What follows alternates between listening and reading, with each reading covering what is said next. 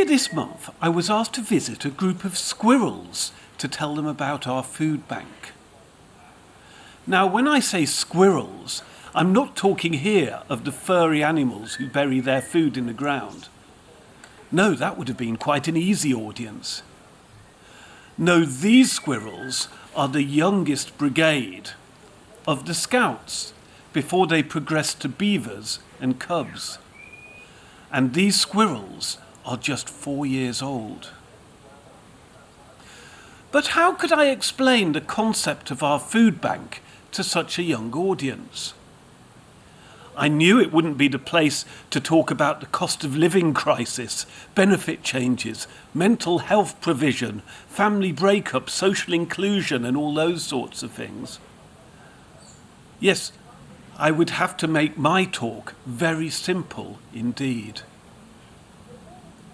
When I boiled down what we do at the food bank to absolute basics, there was one word that seemed to say it all. That word was kindness. So that's what we talked about. Kindness. And kindness to strangers. And kindness to those who perhaps don't always deserve it. And how it makes us feel when we are kind, or how we feel when people are kind to us. And as we are Christians, I told them where that example of kindness comes from. I learnt that even 4-year-olds can understand kindness. Even that little boy who spent the whole session unravelling the toilet roll from the sample food bag while I was speaking.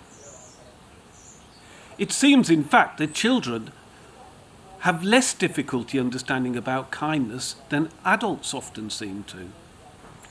This week, we've been looking at 2 Kings 5, and I've been asked to consider the role of Naaman's wife's servant girl, who plays a tiny but very important role in the story.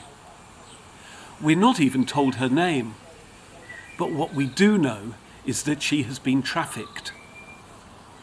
It was common for soldiers to kidnap children to sell on the marketplace as slaves, and this girl was a victim of that. She had lost her freedom, her family, her country, but not her faith and love for her mistress and master. In fact, she shows great faith and compassion when she says, "If only my master would see the prophet who is in Samaria, he would cure him of his leprosy."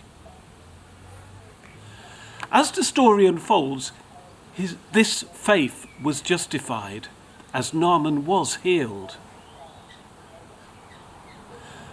Offering compassion without judgment is always a challenge, even more so when you yourself are the victim of that injustice.